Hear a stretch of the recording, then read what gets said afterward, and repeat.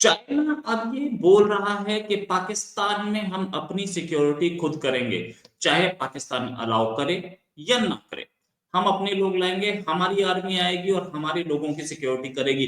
अ, बातचीत का दौर जारी है, लेकिन पाकिस्तान बार बार इस मूव को ब्लॉक कर रहा है। पाकिस्तान में बोल रहे नहीं, हम ही कर लेंगे, मतलब ऐसे नहीं कि मतलब आप नहीं आ सकते और हमारा एरिया है, ऐसे नहीं। बहुत गिड़गिड़ा के अरे भाई हम ही कर देंगे, अरे भाई समझा करो हम ही कर देंगे। क्योंकि चाइना से कुछ बोलना पाकिस्तान की औकात तो है नहीं, लेकिन चाइना इस बात पे अड़ा क्यों है?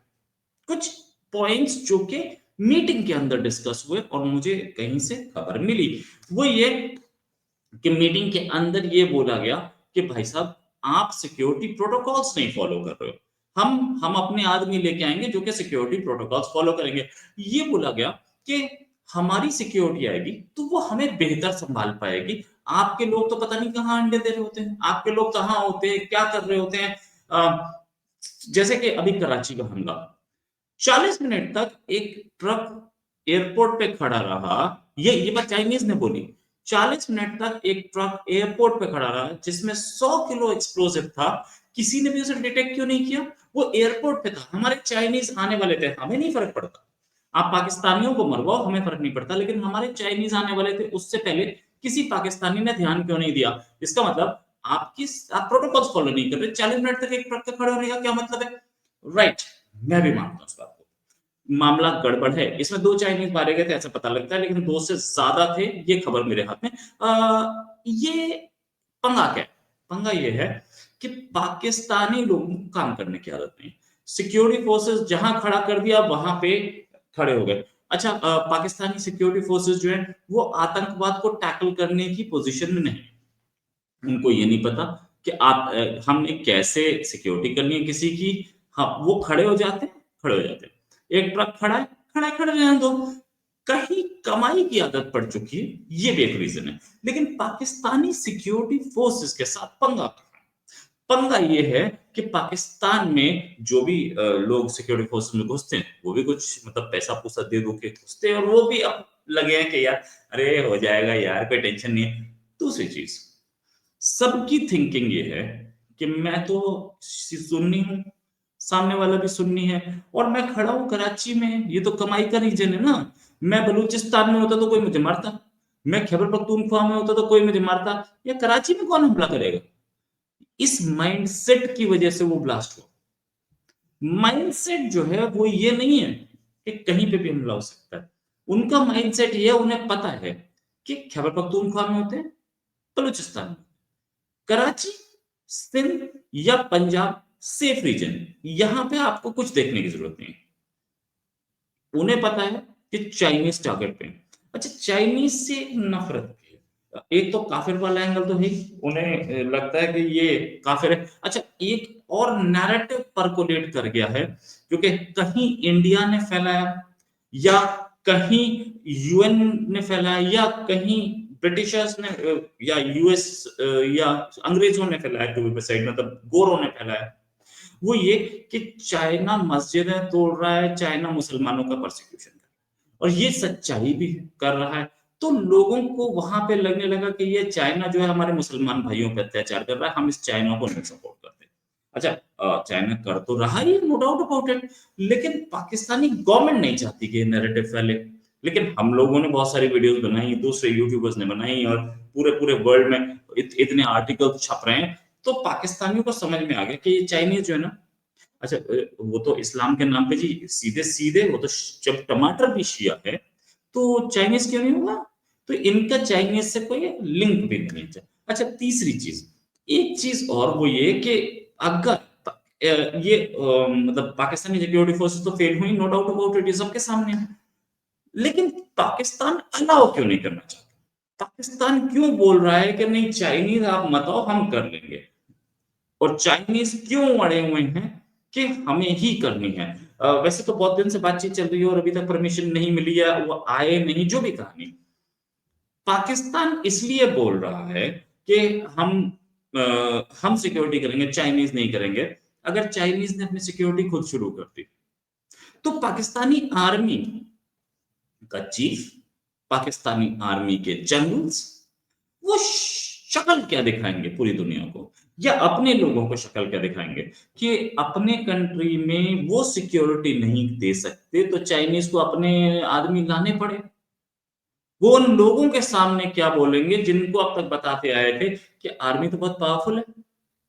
वो उनको ये बताना मुश्किल हो जाएगा यार आर्मी पावरफुल है तो ये मत मान ली कि आपकी आर्मी पावरफुल है तो आप आतंकवादियों से नहीं लड़ पा रहे तो आप इंडिया से कैसे लड़ोगे। ये क्वेश्चंस पूछे जा रहे हैं अभी पाकिस्तानी सोसाइटी में पूछे जा रहे हैं कि यार ये टीटीपी से नहीं लड़ पा रहे, ये बीएलए से नहीं लड़ पा रहे, तो क्या ये टैंक लेके इंडिया से लड़ लेंगे। ये टीटीपी बीएलए आपने कब उनको अपना माना था, तो टैंक घुसाओ ना अंदर एक बार, टैंक तो आपके तेल नहीं है। ये सिचुएशन है। तो ये इसका जवाब देना पाकिस्तानी आर्मी के लिए भी मुश्किल है और पाकिस्तान के लिए भी मुश्किल है। ये प्रॉब्लम। दूसरी चीज, एक और बहुत इंपॉर्टेंट चीज कि चाइना बार बार बोल रहा है कि हमें एग्रीमेंट कराओ हमारा, हम अपने लोगों की खुद सुरक्षा कर लेंगे। उसको क्या वो है, उसको ये दिख रहा है कि कितनी रेडिकलाइज्ड है सोसाइटी और पाकिस्तानी आर्मी कितना रेडिकलाइज्ड है। अभी हाल में हमने देखा कि कराची में दो चाइनीज को एक गार्ड ने गोली मार दी।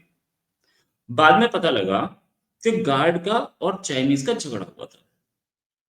लेकिन क्वेश्चन मैंने भी उठाया और सबने उठाया बाद में कि यार ये वो झगड़ा तो हुआ था, ये बात तो हमने मान ली, लेकिन दोनों तो एक दूसरे की भाषा नहीं जानते थे। गार्ड ने मैंडरिन नहीं सीखी थी और इसने चाइनीज ने उर्दू या सिंधी नहीं सीखी थी, तो झगड़ा कैसे हुआ। वो झगड़ा नहीं था, वो अंदरूनी नफरत थी। चाइनीज को ये बात पता है कि कहीं ना कहीं काफिरों के लिए नफरत है। भले आप चाइनीज हो, आप पैसा ला रहे हो, आप डॉलर ला रहे हो, आपकी बड़ी इज्जत है।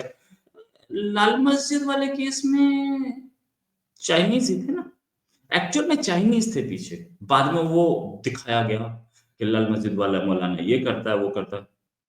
रियलिटी ये है कि चाइनीज वर्कर्स को प्रॉब्लम आ रही थी उसमें, और इसलिए वो लाल मस्जिद का पूरा गेम होता। लोगों के अंदर चाइनीज के खिलाफ नफरत तो है। एलीट सोसाइटी में लोग चाइनीज लोगों के साथ लोग बैठते हैं, खुश होते हैं, हंसते हैं, खेलते हैं, लेकिन बाद में कहीं जाके ये बोलते हैं कि ये लोग ठीक नहीं है, उन्हें चाइनीज पसंद नहीं है। अच्छा, एक चीज और जो चाइनीज ने बहुत क्लियरली बोला कि ग्रेव सिक्योरिटी ब्रीच हो रहे हैं, और दूसरी बात ये कि ये जो सिक्योरिटी ब्रीच है 2 बार हो चुका पिछले 1 महीने में। यार मतलब एक बार हो, 2 बार महीने में, ये एक प्रॉब्लम है। अच्छा, चाइनीज इस चीज को बहुत फ्रस्ट्रेशन से देखते हैं और ये भी देखते हैं कि यार हम अपने लोग कैसे मनाएंगे, हमारे लोग मारे जा रहे हैं। चाइनीज लोगों ने आने से मना कर दिया, नहीं पाकिस्तान जाओगे तो लाश ये है कि यार हम क्यों जाएं। यहाँ कंपटीशन है। चाइना अपने $62 बिलियन या 62 से ऊपर 65 के ऊपर जा चुका है, मुझे नहीं पता है, लेकिन 62-65 था वो। अगर ये 100 चला गया तो आई हैव नो आइडिया।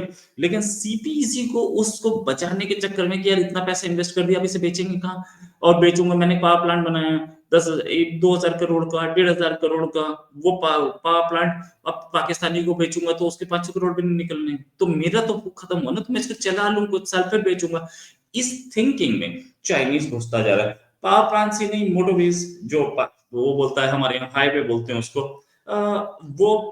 वो कहाँ किसको बेचेंगे, तो पाकिस्तान में पैसे ही नहीं है, और पैसा नहीं है, सिचुएशन इतनी खराब है तो ये कहां से लाएंगे।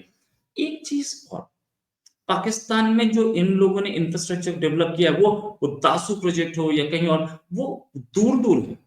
अब बनेगा ये प्रोजेक्ट वहां पे, मतलब जहां पहाड़ होगा, जहां से नदी चल रही होगी, वही ना डैम बनेगा।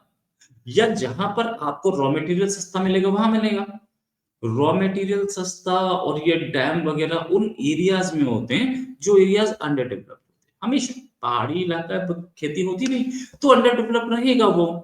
और यहीं पर आतंकवादी बहुत बहुत स्ट्रांग है। उन्होंने हमारे जो इलाके हैं, जैसे कि हमारा उत्तराखंड है या हिमाचल है या अरुणाचल है या सिक्किम है, उन्होंने उस तरीके से डेवलपमेंट तो किया नहीं है जैसे हमने इनकी इन एरियाज में किया है।